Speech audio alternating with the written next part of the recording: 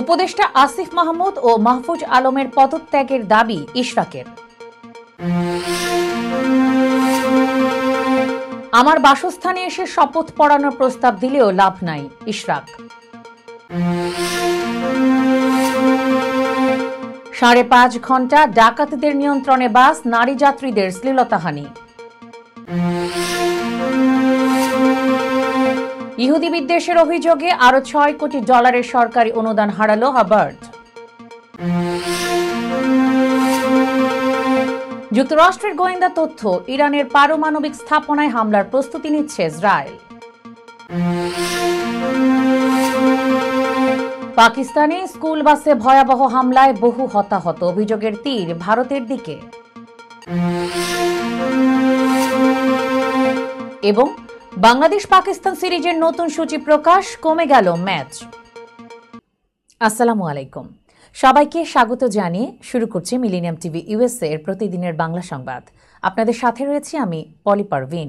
দেখছিলেন সংবাদ শিরোনাম, এবারে জানাবো বিস্তারিত। প্রথমেই থাকছে বাংলাদেশ প্রসঙ্গ।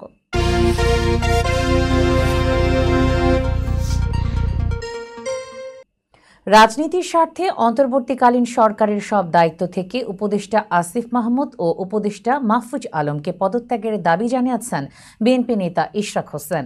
বুধবার সকাল 8:52 নিজের ভেরিফাইড ফেসবুক পেজে এই দাবি জানান তিনি। পোস্টে ইশরাক লিখেছেন, গণতান্ত্রিক শিষ্টাচার মেনে ও যৌক্তিক কারণে এই দুই উপদেষ্টার পদত্যাগ জরুরি, কারণ তাদের রাজনৈতিক দলের সঙ্গে সম্পৃক্ততা প্রতীয়মান, এমনকি ভবিষ্যতে তারা সরাসরি রাজনীতিতে যুক্ত হতে পারেন ও নির্বাচনেও অংশ নিতে পারেন। তিনি আরও বলেন, আপনাদেরই নাহিদ ইসলাম দৃষ্টান্ত স্থাপন করেছেন। উনি চাইলে আরও কিছুদিন মন্ত্রী থাকলেও এনসিপিতে যোগ দিতে পারতেন। অতীতে সার্জিস আলম, হাসনাত আবদুল্লাহরাও মন্ত্রিত্ব না নিয়ে সরাসরি রাজনীতির পথ বেছে নিয়েছেন। ইশরাক মনে করেন, পদত্যাগ করলে সরকারের নিরপেক্ষতার ইমেজ আরও বৃদ্ধি পাবে। ক্ষমতা থাকলে দলীয় লোকজনকে বিশেষ সুবিধা দিতে হয়, এ বাস্তবতা থেকে কেউই মুক্ত না, বলেন তিনি। পোস্টে আরও বলা হয়, এখন নিশ্চয়ই বলবেন আমি নিজেই অবৈধভাবে মেয়র হতে চেয়ে আন্দোলন করেছি, কিন্তু আমার উদ্দেশ্য ছিল জনগণকে বোঝানো যে আপনাদের ভুল পথে পরিচালিত করা হচ্ছে। আইন আদালত না মানলে দেশ সংস্কার কোথা থেকে শুরু হবে? তিনি আরও যোগ করেন, বর্তমানে আগের বন্দোবস্ত অনুসরণ হচ্ছে, শুধু আরও পাকাপোক্তভাবে। তাই আপনাদের পদত্যাগের দাবিতে কোনো ছাড় নেই। বিএনপি নেতা ইশরাক হোসেন বলেছেন, আমার বাসস্থানে এসে শপথ পড়ানোর প্রস্তাব দিলেও লাভ নেই। মঙ্গলবার রাতে নিজের ভেরিফাইড ফেসবুক পেজে কথা বলেন তিনি। ইশরাক হোসেন বলেন, রাজনৈতিক দলের প্রতিনিধিদের অন্তর্বর্তী সরকার থেকে অবিলম্বে পদত্যাগ করতে হবে। আদালতের মাধ্যমে যে সিদ্ধান্ত আসবে সেটার আইনানুগ বাস্তবায়ন করতে হবে, তা যার পক্ষেই যাক। ঢাকা দক্ষিণ সিটি কর্পোরেশনের মেয়র হিসেবে বিএনপি নেতা ইশরাক হোসেনকে দায়িত্ব বুঝিয়ে দেওয়ার দাবিতে টানা 7ম দিনের মতো বিক্ষোভ ও অবস্থান কর্মসূচি পালন করেছে তার সমর্থকেরা। এদিকে ইশরাক হোসেনকে ঢাকা দক্ষিণ সিটি কর্পোরেশনের মেয়র হিসেবে শপথ না পড়ানোর নির্দেশনা চেয়ে উচ্চ আদালতে দায়ের করা রিট আবেদনের ওপর শুনানি শেষ হয়েছে। মঙ্গলবার বিকেলে বিচারপতি মোহাম্মদ আকরাম হোসেন চৌধুরী ও বিচারপতি দেবাশিস রায় চৌধুরীর হাইকোর্ট বেঞ্চে রিট আবেদনটির শুনানি শেষ হয়। বুধবার আদেশ দেওয়া হবে। ঢাকা টাঙ্গাইল যমুনা সেতু মহাসড়কে আবারও বাস ডাকাতির ঘটনা ঘটেছে।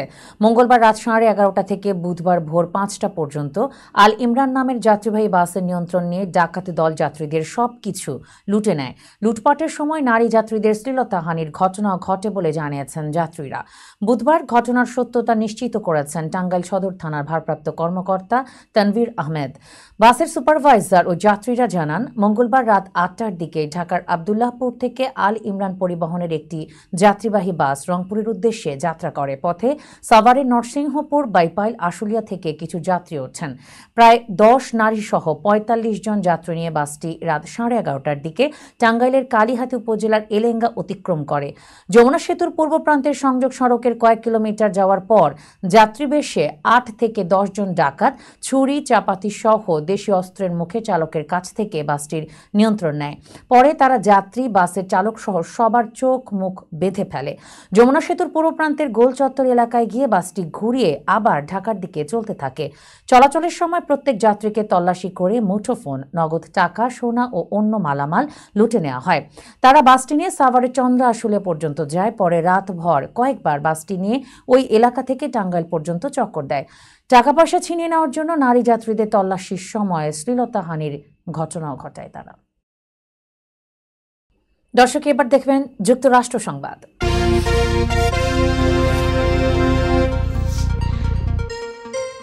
যুক্তরাষ্ট্রের স্বাস্থ্য ও মানব সেবা মন্ত্রণালয় হার্ভার্ড বিশ্ববিদ্যালয়ের বিরুদ্ধে ইহুদি বিদ্বেষ এবং জাতিগত হয়রানির অভিযোগ এনে $6 কোটি ফেডারেল অনুদান বাতিল করেছে। সোমবার এক্স পোস্টে মন্ত্রণালয়টি জানিয়েছে, জাতিগত বৈষম্য ও ইহুদি বিদ্বেষ মোকাবেলায় হার্ভার্ডের ব্যর্থতার কারণে বহু বছর ধরে চলে আসা এই অনুদান বাতিল করা হয়েছে।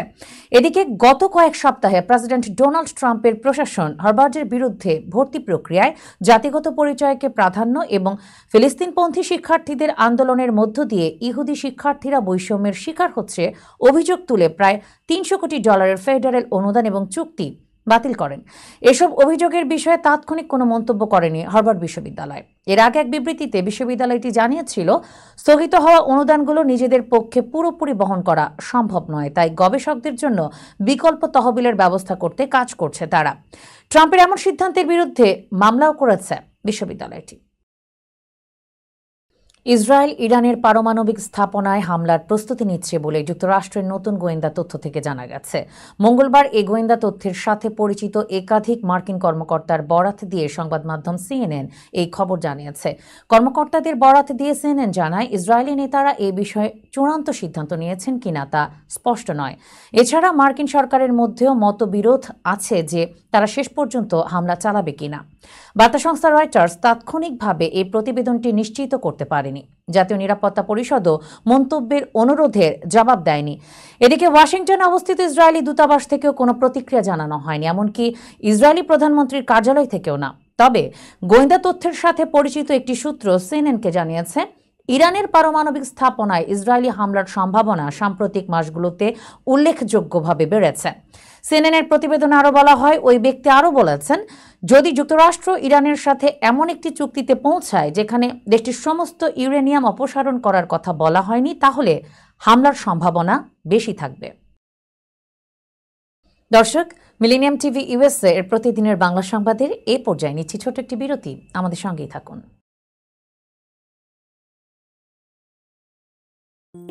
বরেণ্য অভিনেতা আবুল হায়াত একজন স্বাস্থ্য সচেতন মানুষ। একদিন শুটিংয়ে হঠাৎ অসুস্থ হয়ে হতাশায় ভোগেন। সবাই ব্যস্ত, এখন আমার সেবা করবে কে? কেন? নিউ ইয়র্কে গোল্ডেন এজ হোম কেয়ার আছে না, আপনাদের হতাশা দুশ্চিন্তা দূর করে সুস্থ করে তোলে যাদের অঙ্গীকার। সঠিক সময়ে সঠিক সেবা দেওয়ার বিশ্বস্ত প্রতিষ্ঠানের নাম গোল্ডেন এজ হোম কেয়ার।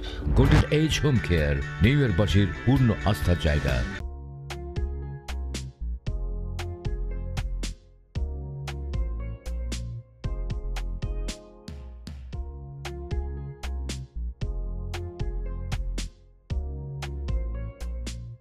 কি ব্যাপার, অমন মূর্তির মতো করে দাঁড়িয়ে আছো কেন?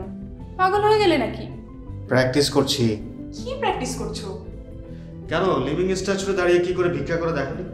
আমার ট্যাক্স নিয়ে ঝামেলা চলছে, ল্যান্ড প্রপার্টি নিয়ে ঝামেলা চলছে। এগুলো সমাধান না হলে কিছুদিন পর আমাকে ওইভাবে দাঁড়িয়ে ভিক্ষা করতে হবে।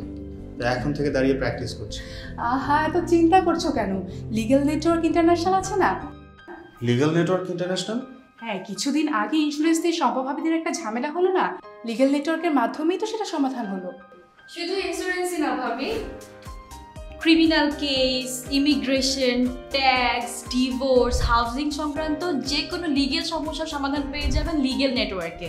যুক্তরাষ্ট্রের 50টি স্টেটে যে কোনো প্রান্তে যে কোনো লিগ্যাল সহায়তা দিতে কিন্তু আমাদের সঙ্গে আছে লিগ্যাল নেটওয়ার্ক ইন্টারন্যাশনাল। শুধু তাই নয়, লিগ্যাল নেটওয়ার্কে আছেন যুক্তরাষ্ট্রের স্বনামধন্য সব লয়ার, যাদের আইনি সহায়তায় যে কোনো লিগ্যাল সমস্যার সমাধান পেয়ে যাবেন খুব সহজেই। তাহলে দেরি কেন? এখনই চলো লিগ্যাল নেটওয়ার্কে।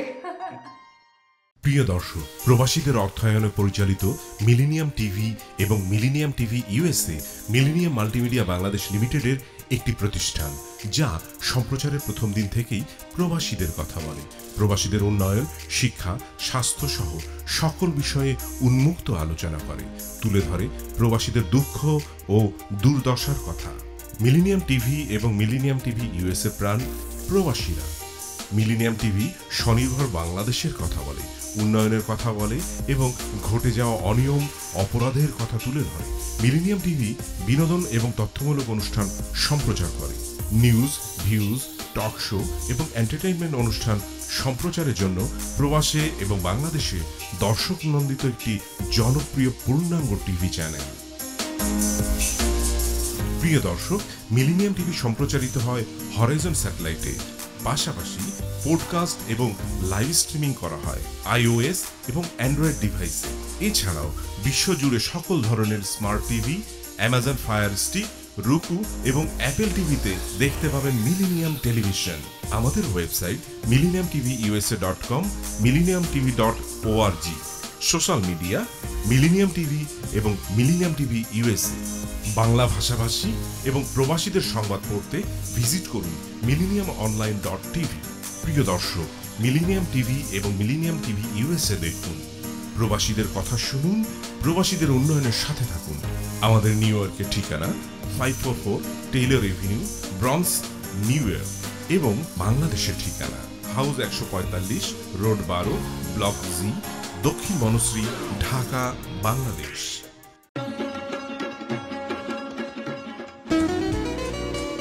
আমার কথা একটাই, ইমিগ্রেন্ট এল্ডার হোম কেয়ার। বয়স যাই হোক, আপনিও আপনার প্রিয়জনকে সেবা দিতে পারেন উপার্জন ঠিক রেখে। শুধু পিতামাতা আর শ্বশুর শাশুড়ি নয়, আপনার ছেলে মেয়ে এমনকি প্রতিবেশী আত্মীয় স্বজনদের সেবা দিয়ে সর্বোচ্চ অর্থ উপার্জন করতে পারেন।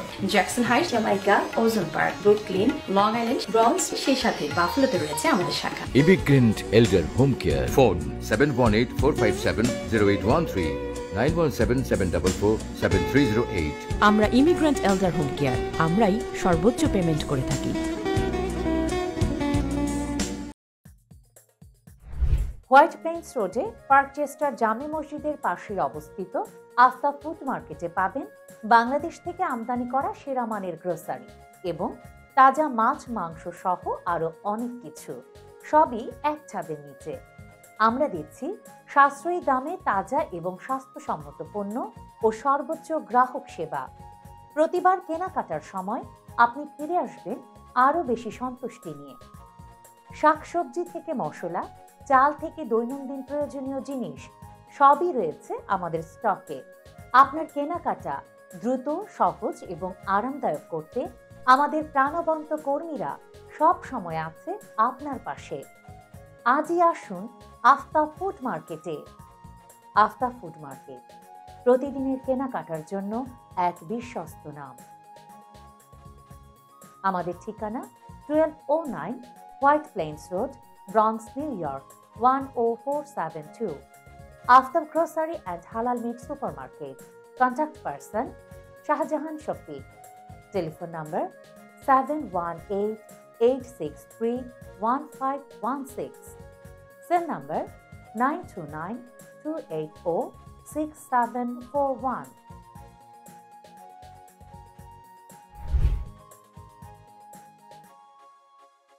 দর্শক, আবারও স্বাগত জানাই মিলেনিয়াম টিভি ইউএস এর প্রতিদিনের বাংলা সংবাদে। এবার দেখবেন আন্তর্জাতিক সংবাদ।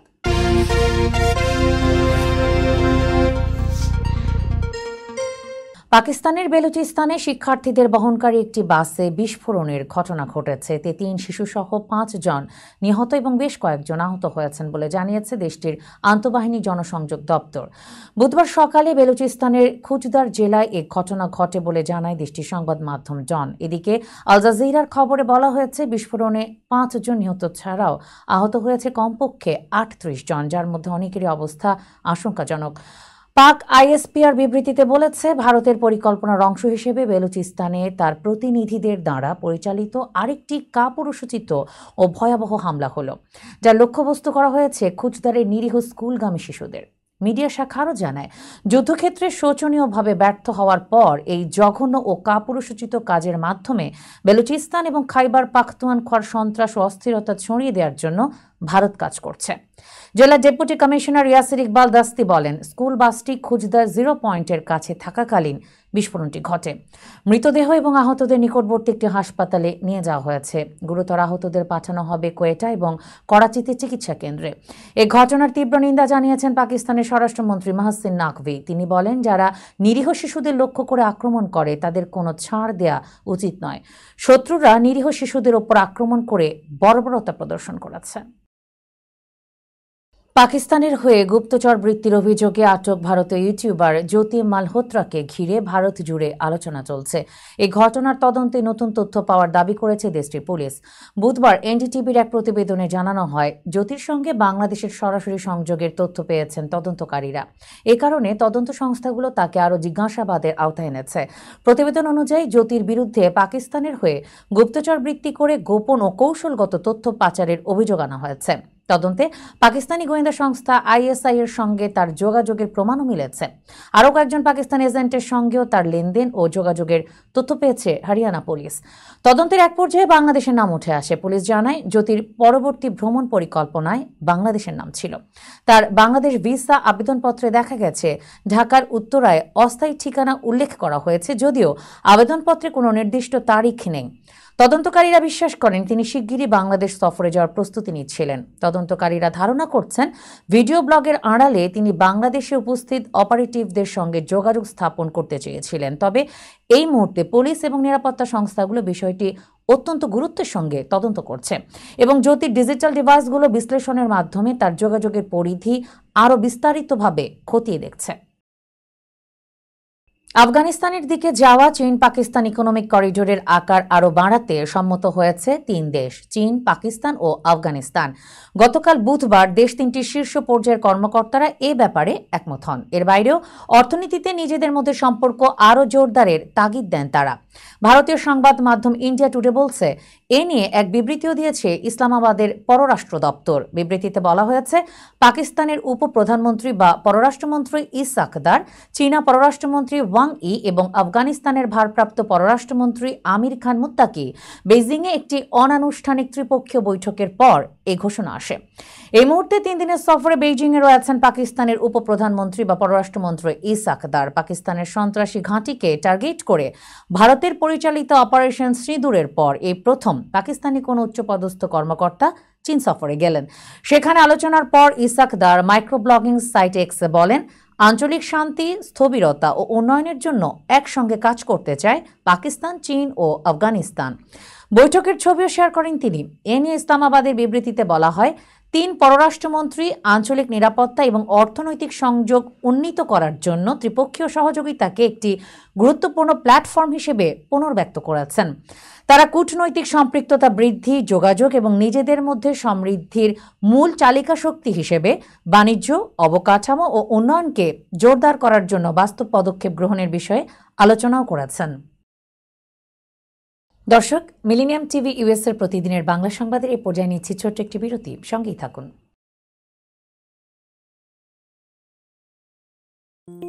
বরেণ্য অভিনেতা আবুল হায়াত একজন স্বাস্থ্য সচেতন মানুষ।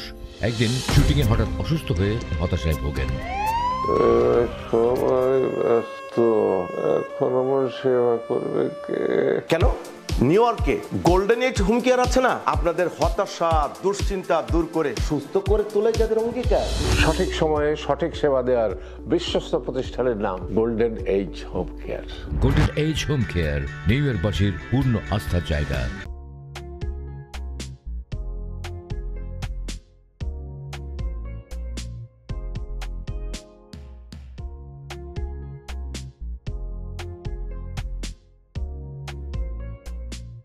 কি ব্যাপার, অমন মূর্তির মতো করে দাঁড়িয়ে আছো কেন? পাগল হয়ে গেলে নাকি? প্র্যাকটিস করছি। কি প্র্যাকটিস করছো? কেন লিভিং স্ট্যাচুরে দাঁড়িয়ে কি করে ভিক্ষা করে দেখালি? আমার ট্যাক্স নিয়ে ঝামেলা চলছে, ল্যান্ড প্রপার্টি নিয়ে ঝামেলা চলছে। এগুলো সমাধান না হলে কিছুদিন পর আমাকে ওইভাবে দাঁড়িয়ে ভিক্ষা করতে হবে। তো এখন থেকে দাঁড়িয়ে প্র্যাকটিস করছি। আহা, এত চিন্তা করছো কেন? লিগ্যাল নেটওয়ার্ক ইন্টারন্যাশনাল আছে না? Legal network international? হ্যাঁ, কিছুদিন আগে ইন্স্যুরেন্স দিয়ে সম্পভাবীদের একটা ঝামেলা হলো না, লিগ্যাল নেটওয়ার্কের মাধ্যমেই তো সেটা সমাধান হলো। শুধু ইন্স্যুরেন্সই না ভাবি, criminal case, immigration, tax, divorce, housing সংক্রান্ত যে কোনো লিগেল সমস্যার সমাধান পেয়ে যাবেন লিগেল নেটওয়ার্কে। যুক্তরাষ্ট্রের 50টি স্টেটে যে কোনো প্রান্তে যে কোনো লিগেল সহায়তা দিতে কিন্তু আমাদের সঙ্গে আছে লিগেল নেটওয়ার্ক ইন্টারন্যাশনাল। শুধু তাই নয়, লিগেল নেটওয়ার্কে আছেন যুক্তরাষ্ট্রের স্বনামধন্য সব লয়ার, যাদের আইনি সহায়তায় যে কোনো লিগেল সমস্যার সমাধান পেয়ে যাবেন খুব সহজেই। তাহলে দেরি কেন, এখনই চলো লিগ্যাল নেটওয়ার্কে। প্রিয় দর্শক, প্রবাসীদের অর্থায়নে পরিচালিত মিলেনিয়াম টিভি এবং millennium TV USA millennium multimedia Bangladesh লিমিটেডের একটি প্রতিষ্ঠান, যা সম্প্রচারের প্রথম দিন থেকেই প্রবাসীদের কথা বলে। প্রবাসীদের উন্নয়ন, শিক্ষা, স্বাস্থ্য সহ সকল বিষয়ে উন্মুক্ত আলোচনা করে, তুলে ধরে প্রবাসীদের দুঃখ ও দুর্দশার কথা। মিলেনিয়াম টিভি এবং মিলেনিয়াম টিভি ইউএসএ প্রাণ প্রবাসীরা। মিলেনিয়াম টিভি স্বনির্ভর বাংলাদেশের কথা বলে, উন্নয়নের কথা বলে এবং ঘটে যাওয়া অনিয়ম, অপরাধের কথা তুলে ধরে। মিলেনিয়াম টিভি বিনোদন এবং তথ্যমূলক অনুষ্ঠান সম্প্রচার করে। নিউজ, ভিউজ, টক শো এবং এন্টারটেইনমেন্ট অনুষ্ঠান সম্প্রচারের জন্য প্রবাসে এবং বাংলাদেশে দর্শক নন্দিত একটি জনপ্রিয় পূর্ণাঙ্গ টিভি চ্যানেল। প্রিয় দর্শক, মিলেনিয়াম টিভি সম্প্রচারিত হয় হরাইজন স্যাটেলাইটে, পাশাপাশি পডকাস্ট এবং লাইভ স্ট্রিমিং করা হয় iOS এবং অ্যান্ড্রয়েড ডিভাইসে। এছাড়াও বিশ্বজুড়ে সকল ধরনের smart TV, Amazon fire stick, রুকু এবং অ্যাপেল টিভিতে দেখতে পাবেন মিলেনিয়াম টেলিভিশন। আমাদের website millenniumtvusa.com, millenniumtv.org। Social media millennium TV এবং মিলেনিয়াম টিভি ইউএসএ। বাংলা ভাষাভাষী এবং প্রবাসীদের সংবাদ পড়তে ভিজিট করুন millenniumonline.tv। প্রিয় দর্শক, মিলেনিয়াম টিভি এবং মিলেনিয়াম টিভি ইউএসএ দেখুন, প্রবাসীদের কথা শুনুন, প্রবাসীদের উন্নয়নের সাথে থাকুন। আমাদের নিউ ইয়র্কের ঠিকানা 544 Taylor Avenue, bronze, New York এবং বাংলাদেশের ঠিকানা হাউস 145, রোড 12, ব্লক জি, দক্ষিণ বনশ্রী, ঢাকা, বাংলাদেশ।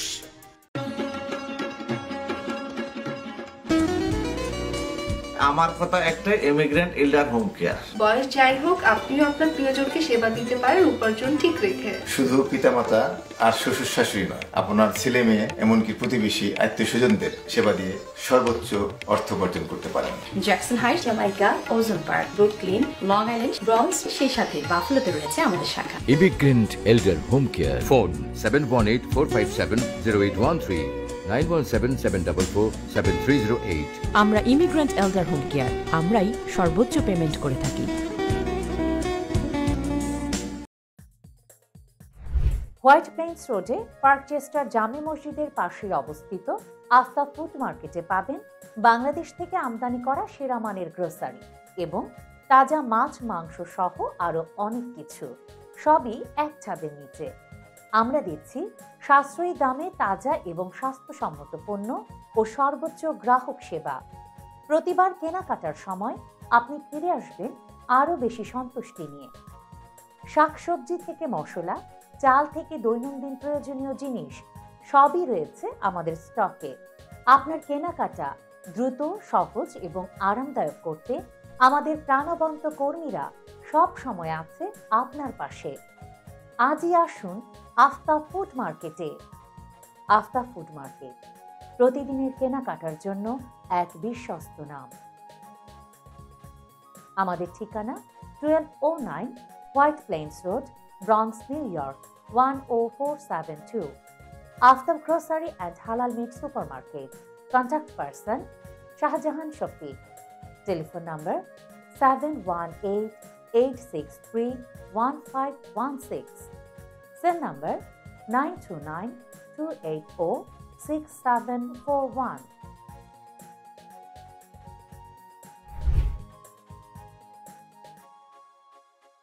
দর্শক, আবারও স্বাগত মিলেনিয়াম টিভি ইউএস এর প্রতিদিনের বাংলা সংবাদে। এবার দেখবেন বিনোদন সংবাদ।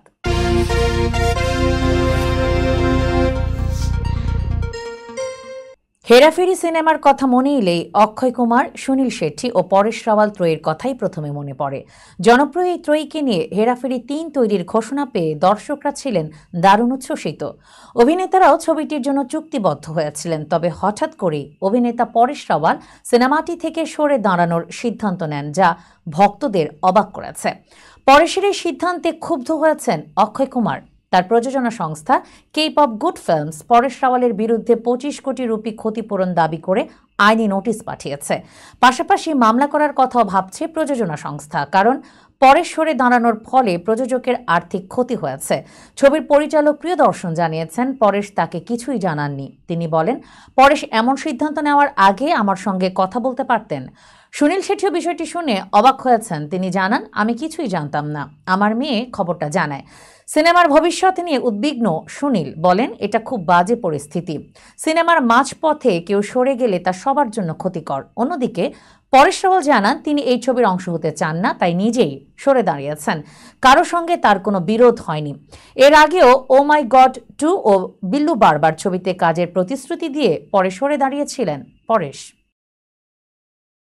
চিত্রনায়িকা নুসরাত ফারিয়া গ্রেফতারের ঘটনায় উদ্বেগ জানিয়ে অভিনেতা ফজলুর রহমান বাবু মন্তব্য করেছেন, নিজেও বিপদে আছি। এই মন্তব্য ঘিরে শুরু হয়েছে নতুন করে আলোচনা। থাইল্যান্ড যাওয়ার সময় গত ১৮ মে দুপুরে ঢাকায় হযরত শাহজালাল আন্তর্জাতিক বিমানবন্দর থেকে প্রথমে আটক এবং পরে হত্যাচেষ্টা মামলায় গ্রেফতার দেখানো হয় নুসরাত ফারিয়াকে।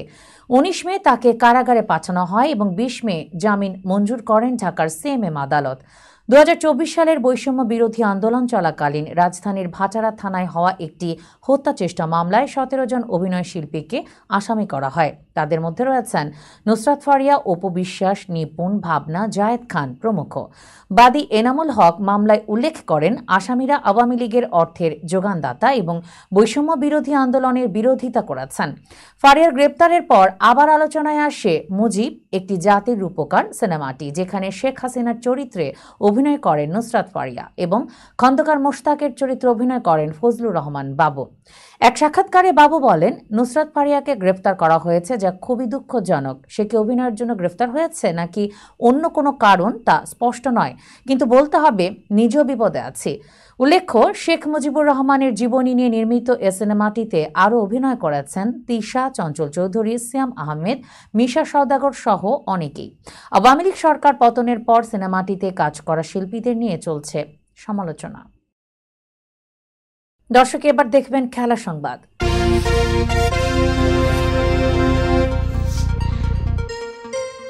পিসিবি পূর্বের সূচি অনুসারে ২১ মে পাকিস্তানে পাড়ি জমানোর কথা ছিল বাংলাদেশ দলের, কিন্তু ভারত পাকিস্তান সংঘাতের কারণে ভেস্তে যায় সব পরিকল্পনা। তবে দুই দেশের যুদ্ধবিরতির ফলে আবারও আলোর মুখ দেখতে যাচ্ছে বাংলাদেশ ও পাকিস্তানের টি-20 সিরিজ, কিন্তু সিরিজের দৈর্ঘ্য ৫ ম্যাচ থেকে নেমে গেছে ৩ ম্যাচে। বুধবার এক বিবৃতিতে সিরিজের বদলি সূচি ঘোষণা করেছে পাকিস্তান ক্রিকেট বোর্ড।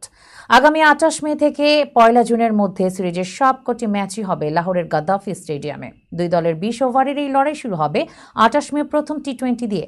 এরপর ৩০ মে এবং ১ জুন সিরিজের বাকি দুটি ম্যাচ একই ভেন্যুতে অনুষ্ঠিত হবে।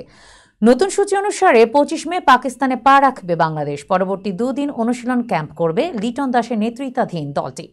সিরিজের প্রতিটি ম্যাচই শুরু হবে স্থানীয় সময় রাত ৮টায়। বাংলাদেশের বিপক্ষে আসন্ন সিরিজটি গাদ্দাফি স্টেডিয়ামের ফ্লাডলাইটের আলোয় রোমাঞ্চকর হবে বলে আশাবাদী পিসিবি। সাম্প্রতিক সময় দুই চিরপ্রতিদ্বন্দ্বী দেশ ভারত পাকিস্তানের সামরিক সংঘাতের কারণে এই সিরিজ হওয়া নিয়ে অনিশ্চয়তা তৈরি হয়েছিল। পরে যুদ্ধবিরতি কার্যকর হলে নতুন করে বিসিবিকে পরিবর্তিত সূচি পাঠিয়েছিল পিসিবি। অন্তর্বর্তী সরকারের সবুজ সংকেত পাওয়ার পর সম্মতি জানিয়েছে বিসিবি। দর্শক, সংবাদ শেষ করার পূর্বে শিরোনামগুলো জানিয়ে দিচ্ছি আরও একবার। উপদেষ্টা আসিফ মাহমুদ ও মাহফুজ আলমের পদত্যাগের দাবি ইশরাকের।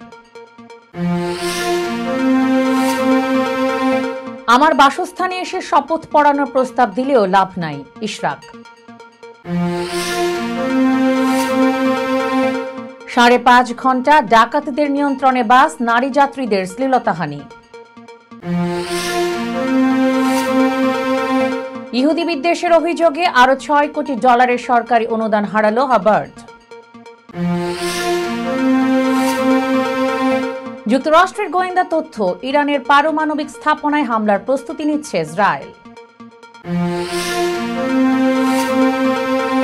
পাকিস্তানে স্কুল বাসে ভয়াবহ হামলায় বহু হতাহত, অভিযোগের তীর ভারতের দিকে।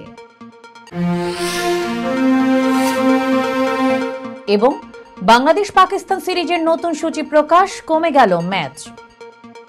এই ছিল মিলেনিয়াম টিভি ইউএসএ এর প্রতিদিনের বাংলা সংবাদে। মিলেনিয়াম সংবাদ দেখতে লগ ইন করুন আমাদের সামাজিক যোগাযোগের সাইট facebook.com/millenniumtvusa বাংলা এবং youtube.com/officialmillenniumtv। এছাড়াও সংবাদের সর্বশেষ আপডেট জানতে ভিজিট করুন আমাদের নিয়মিত ওয়েবসাইট www.millenniumtvusa.com এবং www.millenniumtv.org। প্রিয় দর্শক, মিলেনিয়াম টিভি দেখুন সকল অ্যান্ড্রয়েড ফোনে, ISO Apple TV, Amazon fire TV, রুকু টিভি এবং সকল স্মার্ট টিভিতে।